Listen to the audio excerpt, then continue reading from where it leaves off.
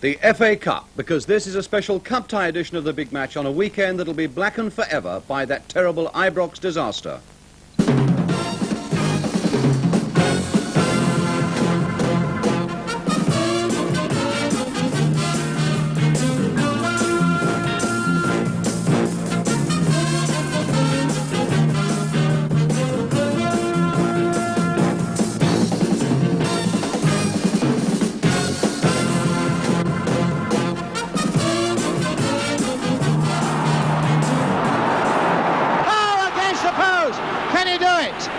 He can! John Hollins! Oh, what a beautiful goal! Well, we stand shocked still by the events in Glasgow last night, and the hearts of all football supporters must go out to all those who have suffered so much. Now the inquiries will begin, and those inquiries must be broadened, we say, to embrace standards of control and safety of football crowds everywhere. Really, it's the cue for every club to check and to recheck their safety measures this very week. Indeed, we might even have had disaster on our own doorstep yesterday when a crush barrier broke at Crystal Palace, a club that is meticulous in the way that it looks after these things. And that particular crush barrier, believe it or not, had been inspected and passed only 3 weeks ago. It's proof, really, that no matter what the clubs themselves do, there will always be fools, though, on the terraces who push and shove their way around. They now know what a dangerous game that they're playing. A dreadful weekend, then, for football everywhere. Well, on our special Cup Tie edition today, we have action from 3 of yesterday's third-round games. Our main match, one of London's best in years, Crystal Palace against Chelsea. Crossing it very well indeed. Wall now, and it comes as far as Cook. Oh, against the bar! Also, Hull against Charlton. Straight to Simkin. Charlie right there. Houghton. Charlie right again. And Wolves against Norwich. Oh, and Ken Fogo is furious about that.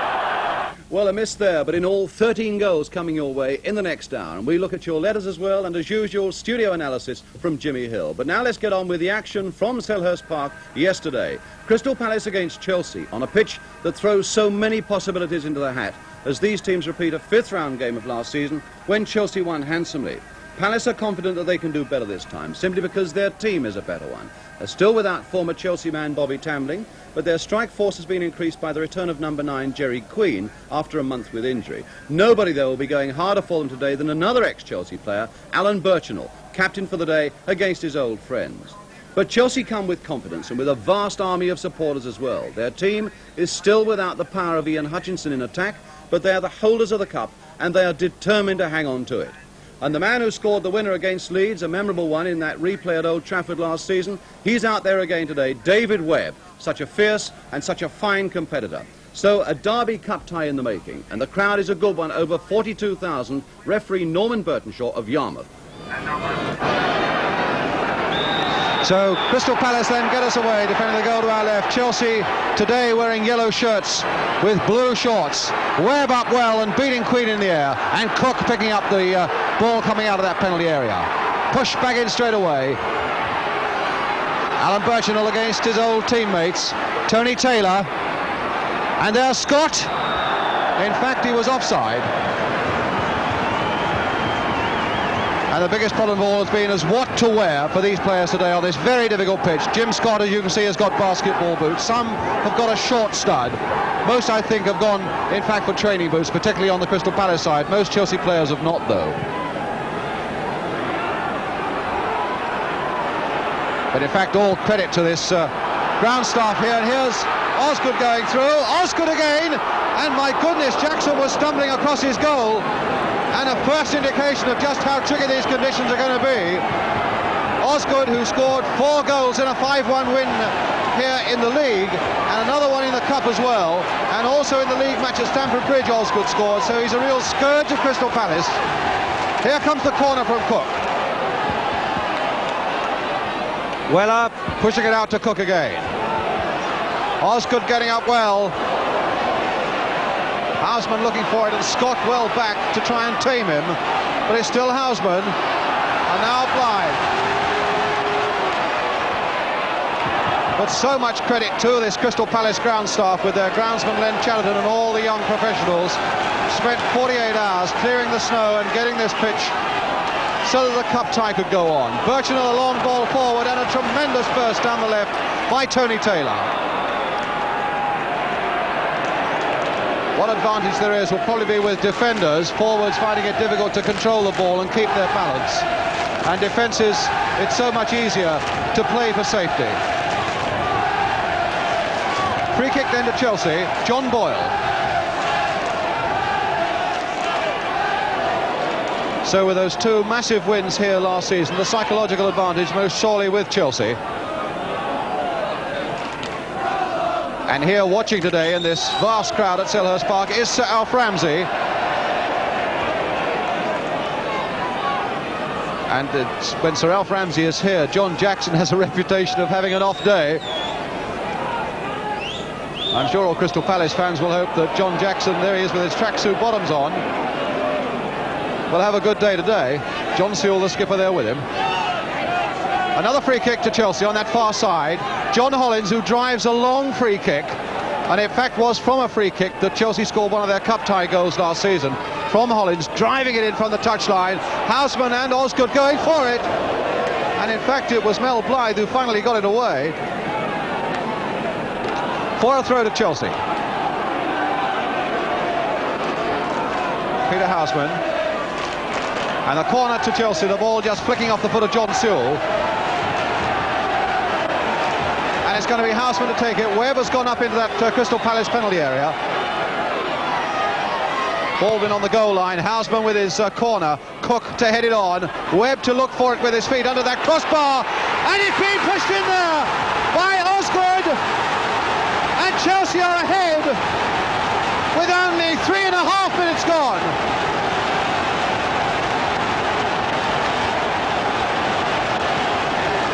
So Osgood, who has caused so much distress at Crystal Palace, there are the Chelsea supporters at the other end.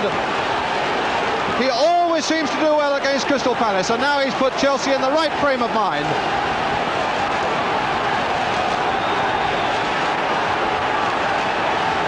Well, a tremendous hammer blow there against Crystal Palace, whose form has wavered a little bit. They've won only one of their last 7 games after a brilliant start to the season.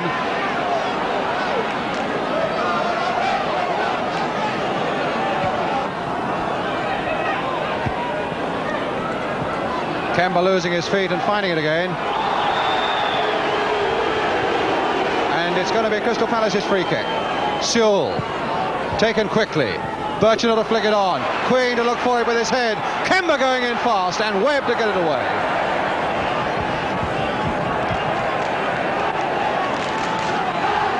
And Steve Kemba, I would think, is one of the players that Sir Alf Ramsey must be having a good look at today here.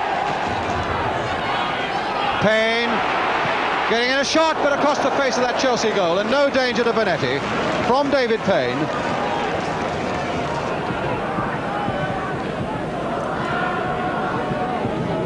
Great barriers of snow all around this ground that they've cleared off the pitch.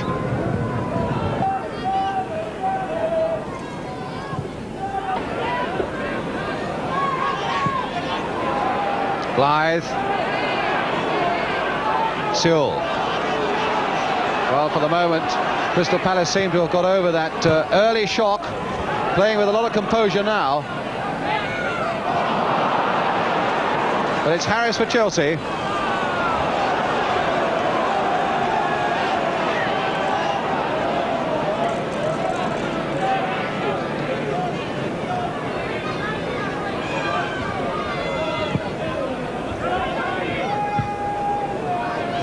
Kemba being hustled from behind by Cook, but he kept possession, and so Mr. Burtonshaw said, let's go on with the game. Here's Mel Blythe. Gerry Queen to jump for it and flicking it on, and Birchinall going in fast, and Scott as well. Oh, wildly wide. But again, these chances are coming towards Crystal Palace, and it's significant too how often Gerry Queen is winning balls in the air for them.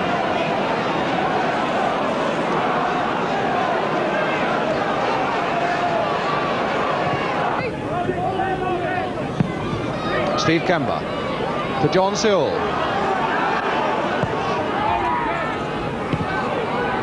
And that time it was Hinton who won it, and Osgood who came back to make something of it, and now Hollins to Cook.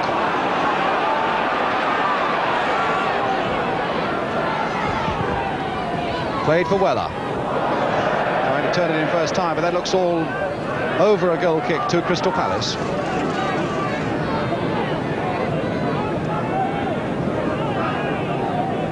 John Sewell played over 400 games in the Football League, never had his name taken.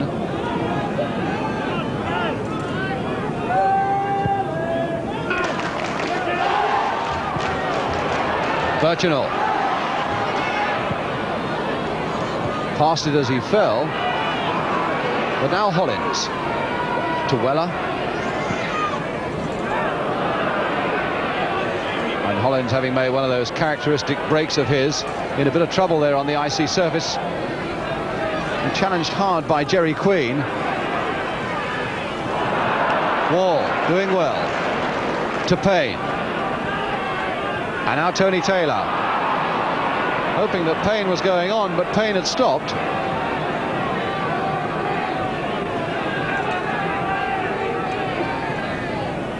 Bird heading that Crystal Palace bench, and on the left of your picture, George Petchey, the coach.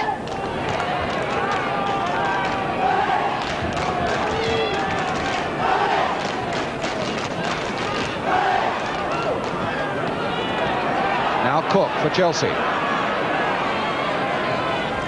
And Osgood in space, turned in there for Baldwin. Oh, and he's got another chance yet, and finally kicked away by Blythe. Baldwin thinking that the chance was there, but in fact, if anything, Houseman further to his left had a better chance. But Chelsea again causing problems for Crystal Palace. Harris, Weller getting there with his head, and Baldwin after this one again, and good work there by Jackson.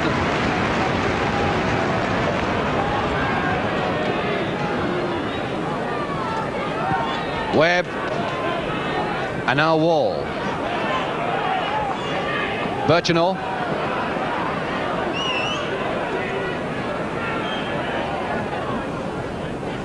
Played nicely there by Taylor for Payne, and back to Taylor again.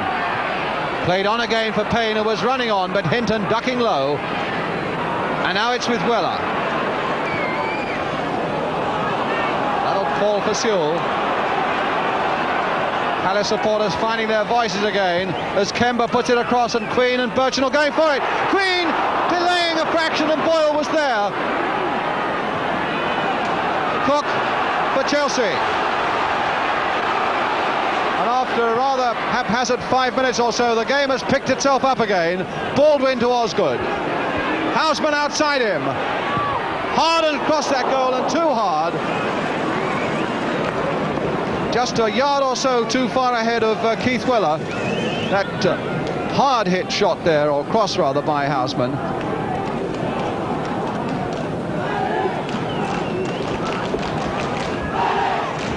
John Jackson with the kick.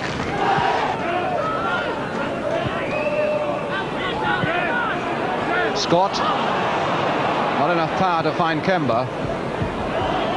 Payne, McCormick, and Birchinall really working himself almost into the ground there to try and do something about this one-goal deficit, and looking now to try and find Queen, but Webb's head to get it away for Chelsea to Hollins. McCormick forward again. Cook right back there to help his defence. Scott. And now to Kemba. This could be dangerous for Chelsea, and it's a corner to Crystal Palace. Crowd swaying all around this ground, and the Crystal Palace supporters now lifting their side. Tremendous crowd at Selhurst Park. And Tony Taylor to take this corner. Up under Benetti's crossbar, and he's in trouble, and he's in the net, and it's been given, but it could have been any one of 5 or 6 scorers. They're proclaiming that it's McCormick. Well, the players seem to think it's McCormick, and that still makes it 1-1.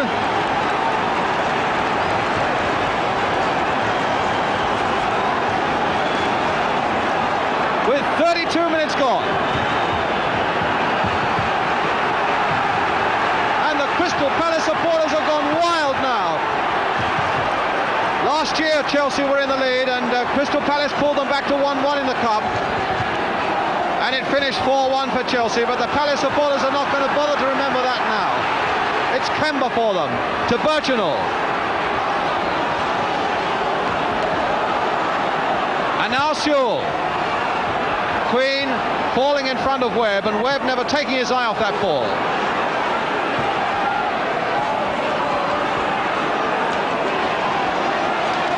Now Cook. What a cup tie. Houseman free outside him. And Osgood and Baldwin are in the middle, but it's a corner off McCormick.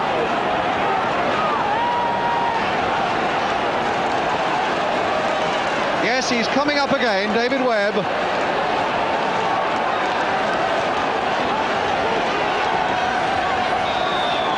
Peter Houseman with Chelsea's corner. And Webb jumping and getting a hit to it! Oh, and Jackson under tremendous pressure there to turn that over his crossbar from Webb, the man who scored the cup final winner for Chelsea, remember.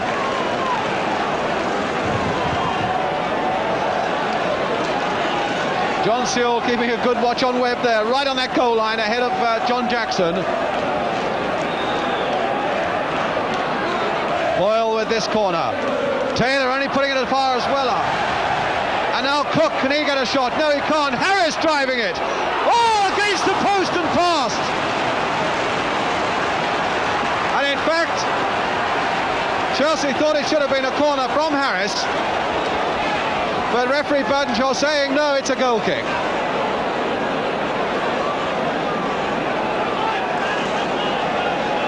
Well, you couldn't wish for a more exciting cup tie than this.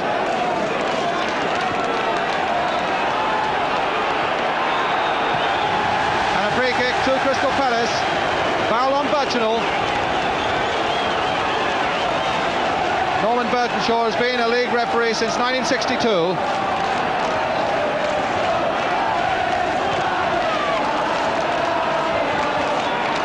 John Sewell.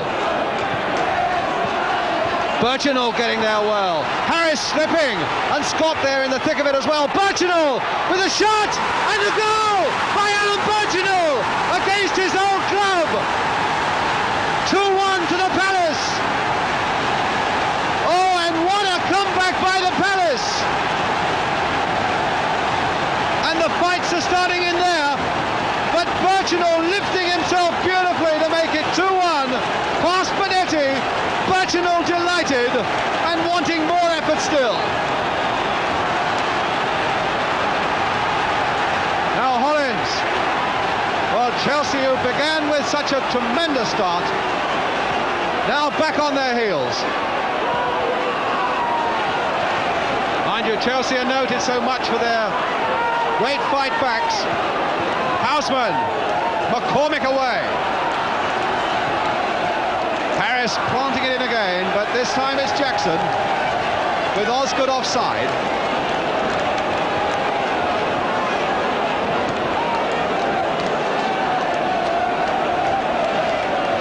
So captain for the day and the happiest man of the day, Alan Birchinall. Now Scott to take it up. Taylor outside him.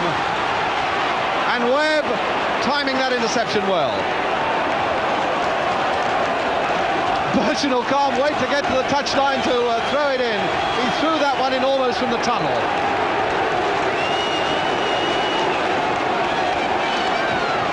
So we really have a most frantic and exciting cup tie here now.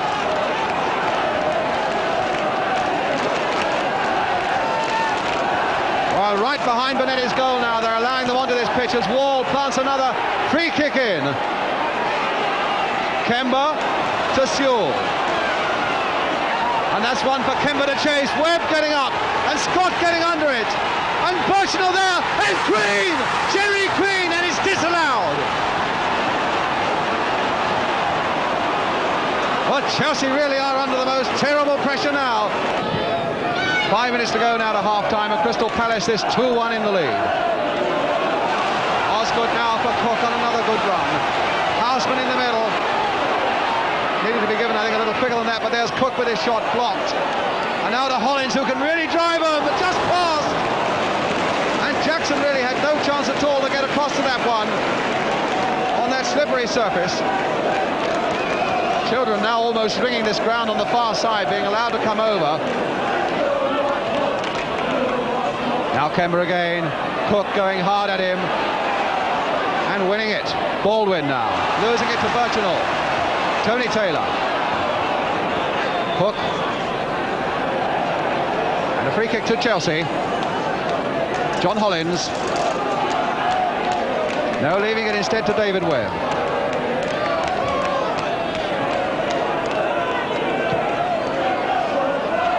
Osgood with his head, and Baldwin right in there, and he really should have made more of that. Blythe, I think, hurtling after it, and so delighted to be able to put it behind for a corner, but Baldwin really missed a chance for Chelsea there.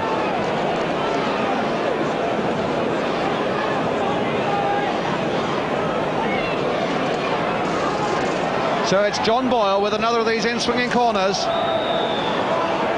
Webb right up once more, and Webb looking for that one with his head, and it's not away yet. Scott as far as Cook to turn it to Harris, over his head, and Baldwin looking for this one, but Sewell getting there first. In there again, and Kemba's gone down after that clash with Harris. No, Burtonshaw, the referee, having a quick look at him and then saying, well, I think it's okay for the game to go on. But Kemba's still down, and Mr. Burtonshaw's had another look at him. Chelsea taking it up again through Weller. Boyle down on the outside.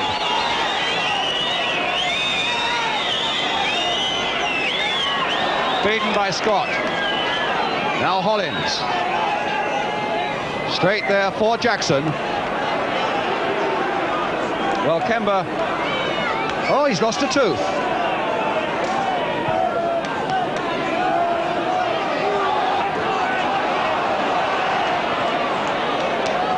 And now it's with Tommy Baldwin.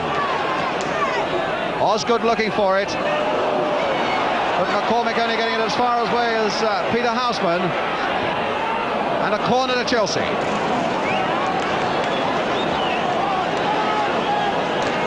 Playing injury time now at the end of this first half.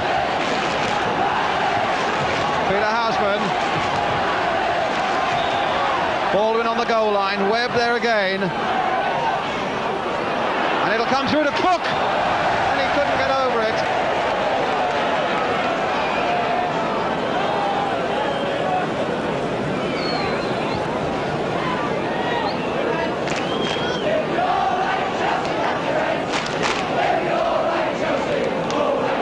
So John Jackson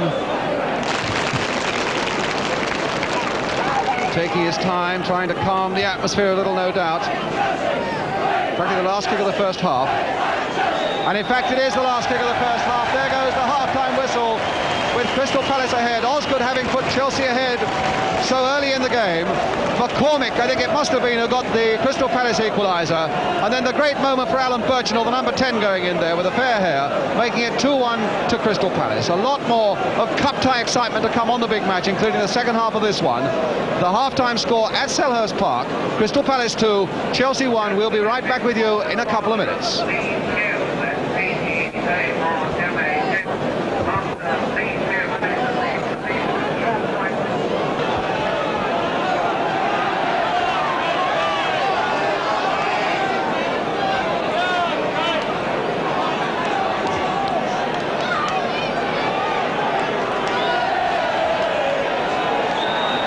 So then Chelsea defending the goal now to our left, kick off the second half. A goal down, beaten only once in their last 9 games, beaten only 3 times in the third round since the war, but now with a fair bit to do in the second half against a very spirited Crystal Palace side.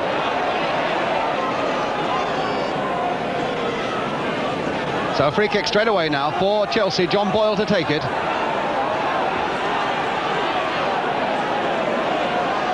Bircham having a good smile at him from a 10 yards range, but Boyle planting that one high, and Osgood going hard in on it. But Mel Blythe, who's done some tremendous work at the back for Crystal Palace this afternoon. Now it's Harris.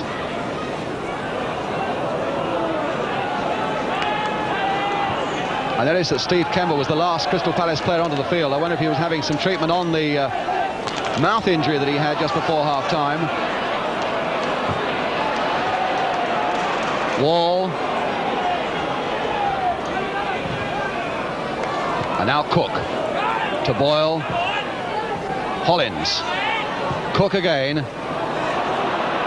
And Blythe and Wall should be equal to that one. In fact, they don't have to be. And a goal kick. Kemba still touching that mouth rather gingerly, you'll notice.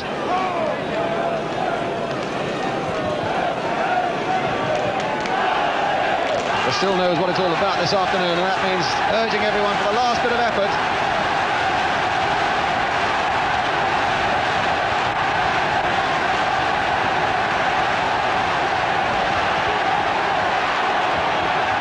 Can't remember hearing so much noise ever at Selhurst Park as we're getting this afternoon.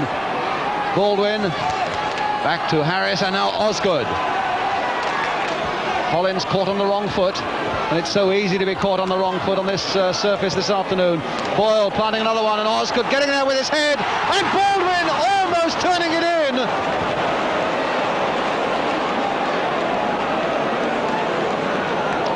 That looked as though it had to be there. It's a number 2 for Chelsea. Osgood winning it beautifully in the air, and Baldwin just failing to tuck it in. And Mel Blythe with him, who's done so much good work in the air for Crystal Palace at the back this afternoon.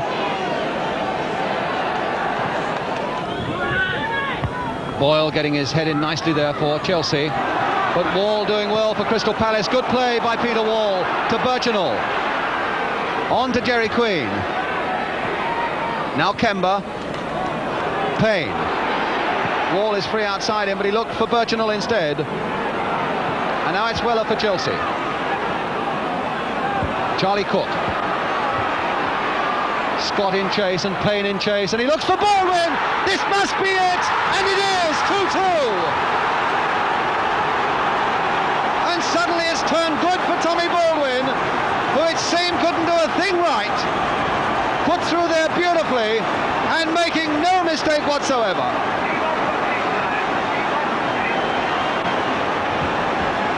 So 2-2 it stands then, with 10 minutes of the second half gone.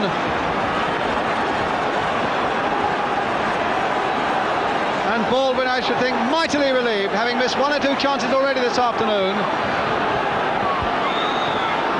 On the far side of the field we have Tony Taylor, in fact, changing his boots again. Chelsea then right back in it. But Crystal Palace by no means out of it. Good play by Weller, past Wall.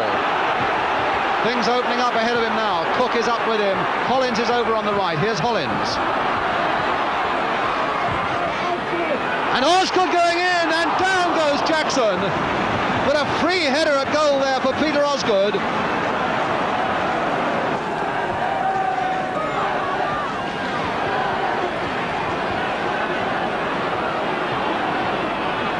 Ron Harris. Houseman trying to get past Sewell, and obstruction, I think it must have been given against Sewell. Maybe it was obstruction, maybe it was in touch, we'll have to see. Yes, obstruction it was. Free kick to Chelsea. Peter Houseman with it. And again Osgood is poised, and again he's got there. Oh, tremendous work by Jackson from Baldwin. How did he get down as quickly as that from that little header from Tommy Baldwin after Osgood had leapt so beautifully? Houseman with the corner.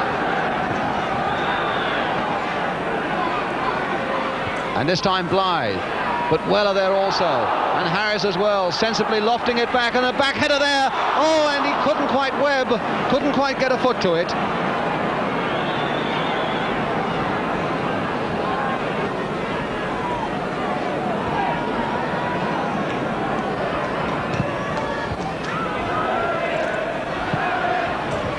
Losing it to Kemba.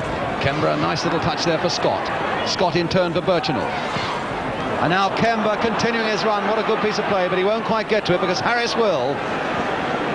Palace's throw. And John Sewell.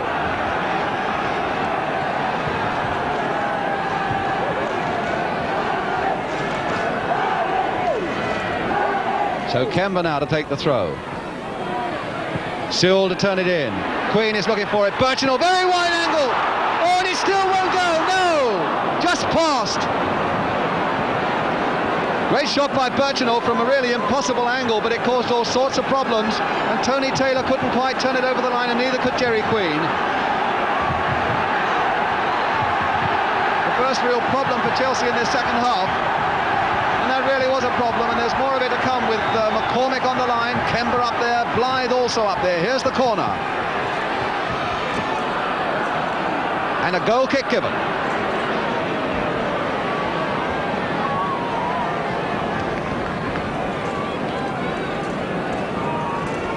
First real crisis that was for Bonetti in this second half.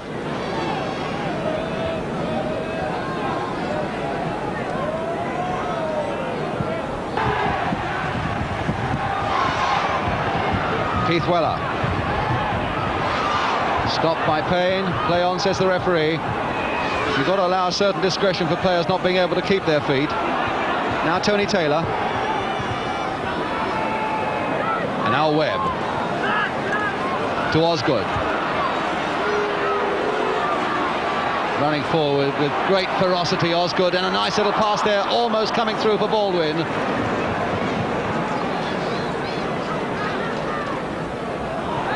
Birchenall. Lack of support, so many Chelsea players around him, and it's Hinton who finds Keith Weller. And there's Boyle making the overlap. Good cross there by Boyle as well. Oh, and it's Houseman. Can he turn it back? No, he can't. Jackson started to go for that, and he had to keep going to see whether he could get it. And he got it just on the end of his fingertips. Mel Blythe in trouble.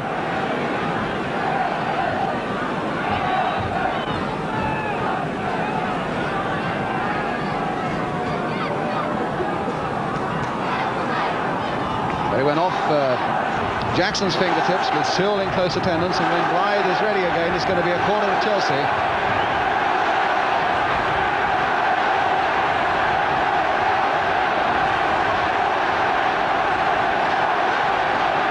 Well, at one end we're getting the prize for Chelsea, at the other for the Palace, and at the moment it's with Chelsea, and Houseman with their corner.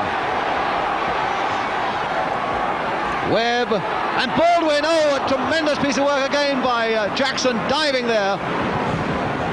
Might have got one in the eye, it looked, before it could be turned back into his goal.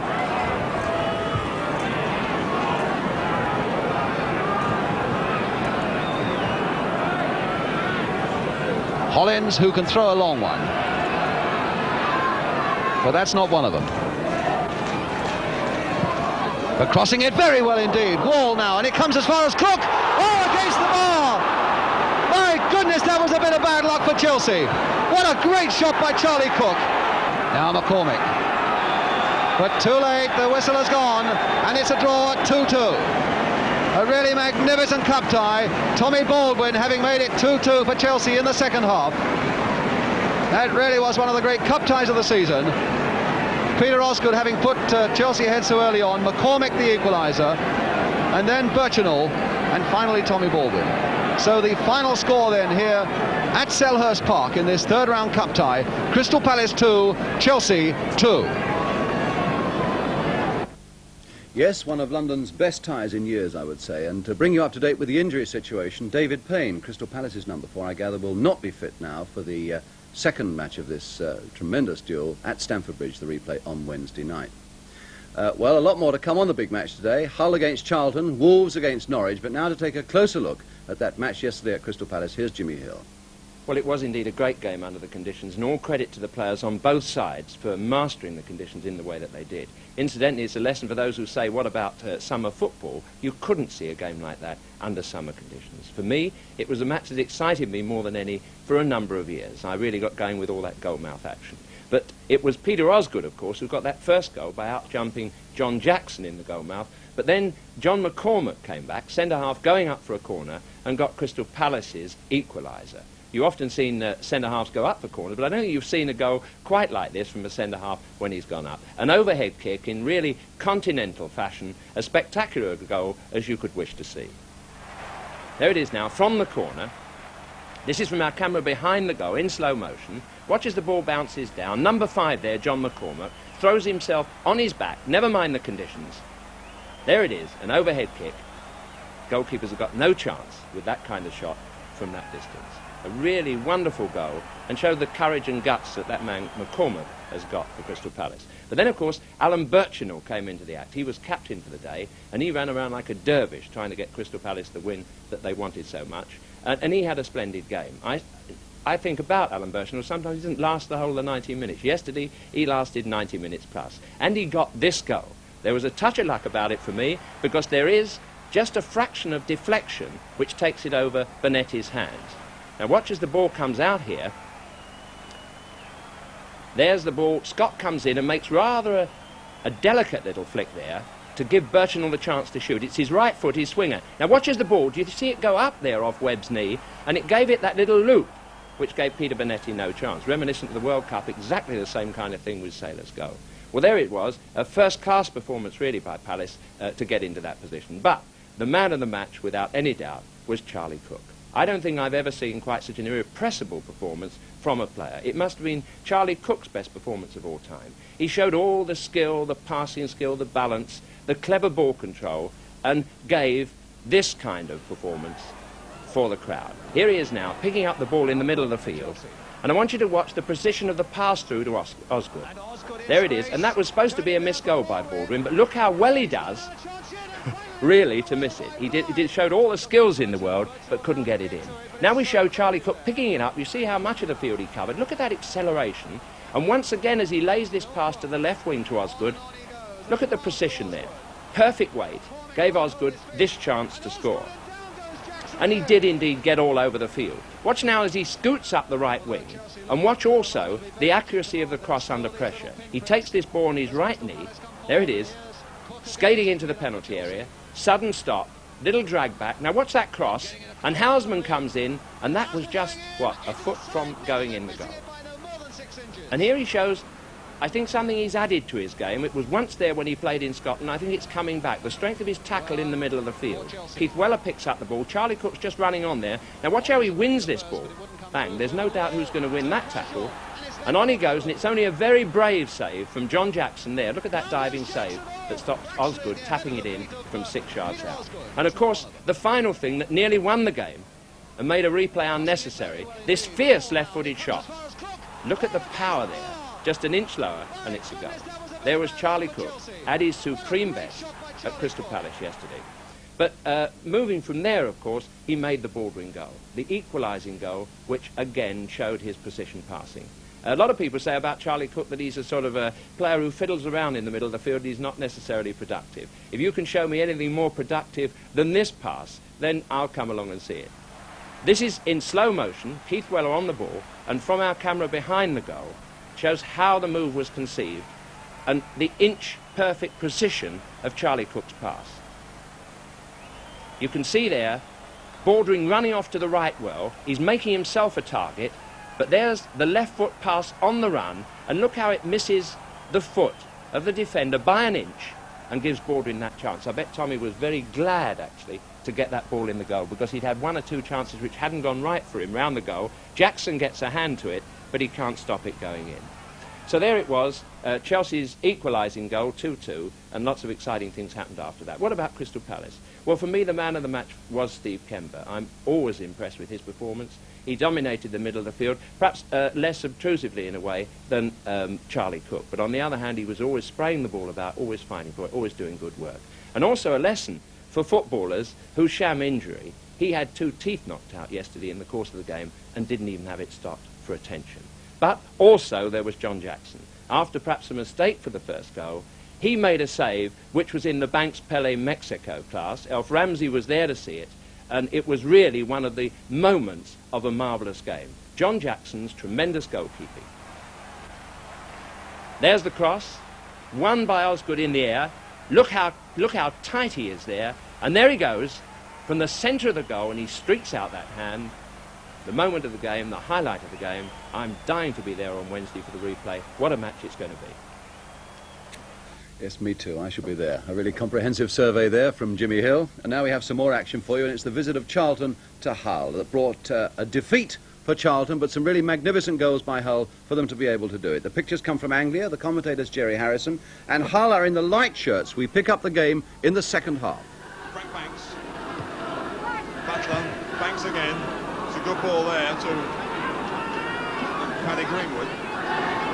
Greenwood goes past Kenning and a chance to pull one back. Wagstaff coming towards the near post, and the far post is Charlton. Here's Butler.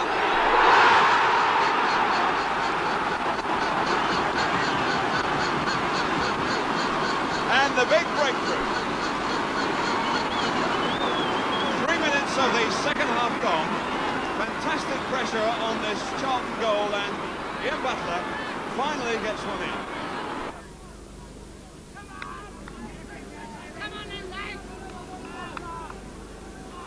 15 minutes of the second half gone.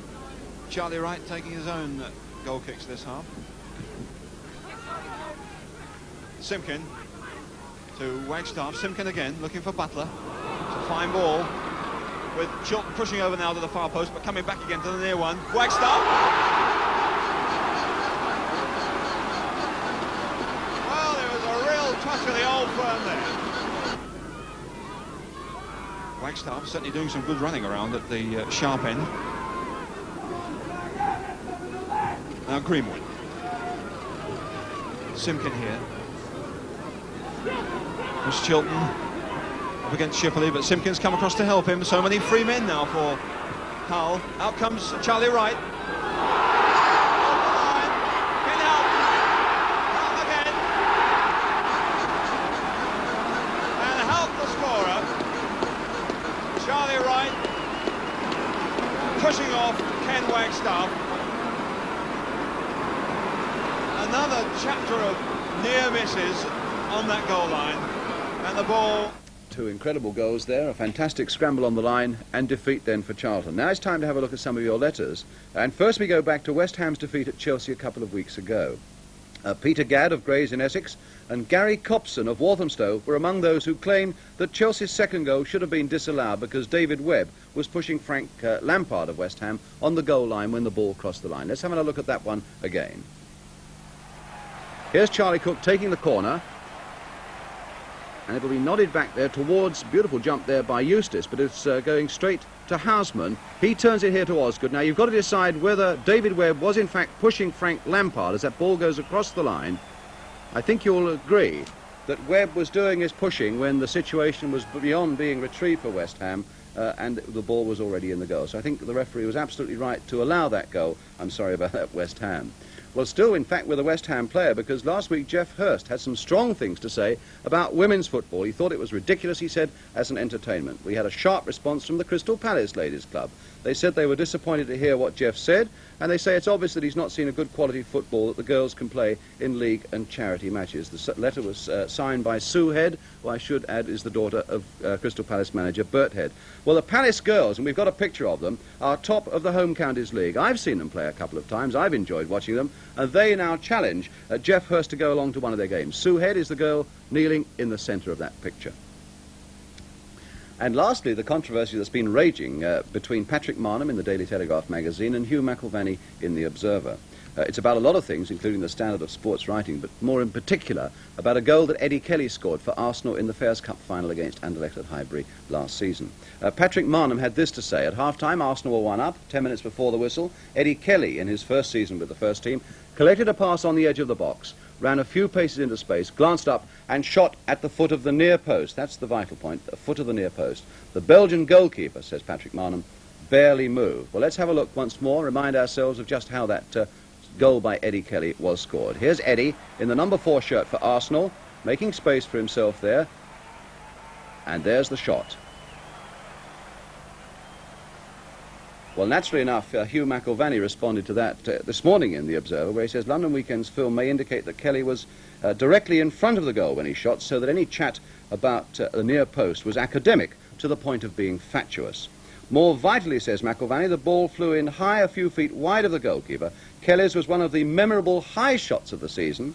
Foot of the near post, question mark, once more for Hugh McIlvanney's benefit. Kelly once more, foot of the near post. Indeed, I can think that is almost in the centre of the penalty area in any case, so I think he's right about a near post being fatuous, and you must make up your own mind, I think fairly clearly, whether that was at the foot of the near post or whether it was a high shot. Still, football thrives on a bit of argument and a bit of fun, and maybe we've added to that this afternoon. The last cup to today, though, is the high-scoring game at Molineux between Wolves and those traditional cup fighters are in the light shirts. He didn't save the corner kick. No, the corner's been given. Mike Bailey to take it. Calliope going near post. Dugan hit the bar. It's handball, I think. Number 7. Yes, it's a penalty given. Dugan was the man who reached up high, and it looked very much like Clive Payne on the line. Number 2 punched it onto the bar. Referee Callahan having none of the arguments. It's a penalty.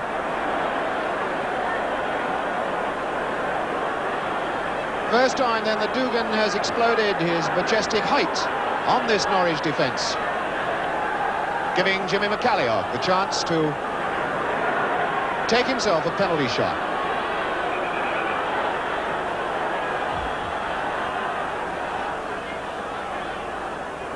The ball not placed exactly on the spot, so McCalliog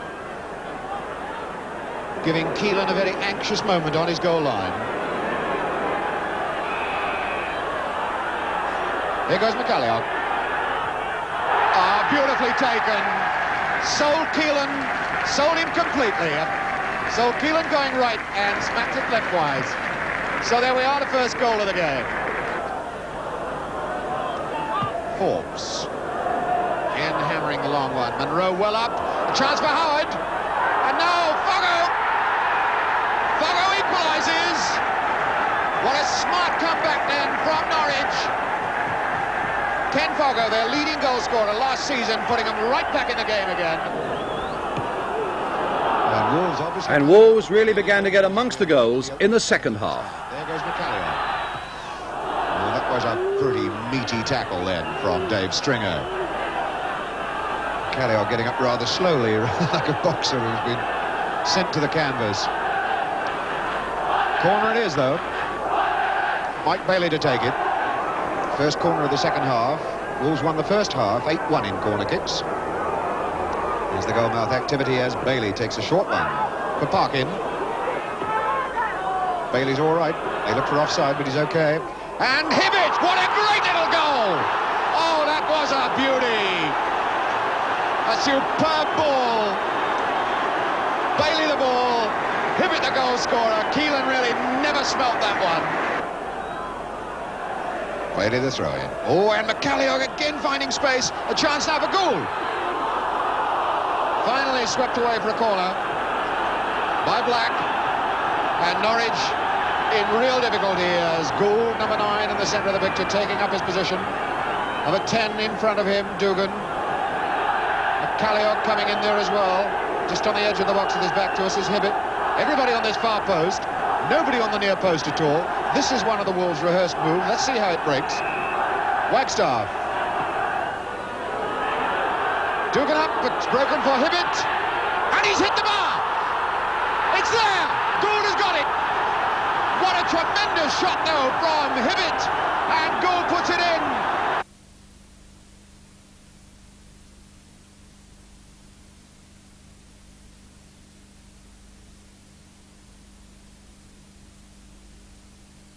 Rehearsed move by Wolves, and it paid off.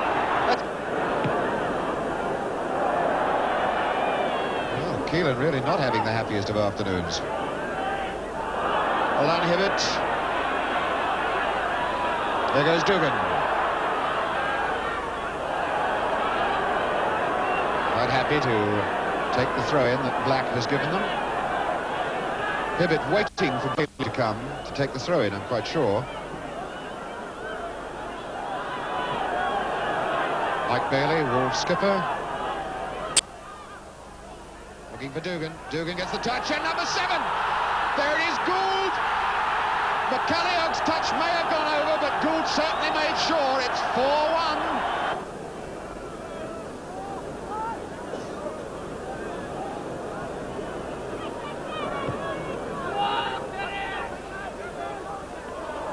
Dugan certainly got a nudge from Forbes then, but looked in vain to referee Callahan for the penalising whistle. Gould aiming back for Hibbett. And as usual, the number 4 man is Mike Bailey. colours he's wearing now, he wore twice for England. Wagstaff. Shaw! And it's there! Off McCalliog! McCalliog the scorer. Bernard Shaw was the boy who put the boot in. But it's number 7, way over on the far side, taking his bow from the crowd that got the interception. Just enough to put Keelan off. So it's 5-0. There's McCalliog. He's the fellow who winds up as the scorer, denying, I think, Bernard Shaw his first goal of the season. 5-1 the scoreline. Black.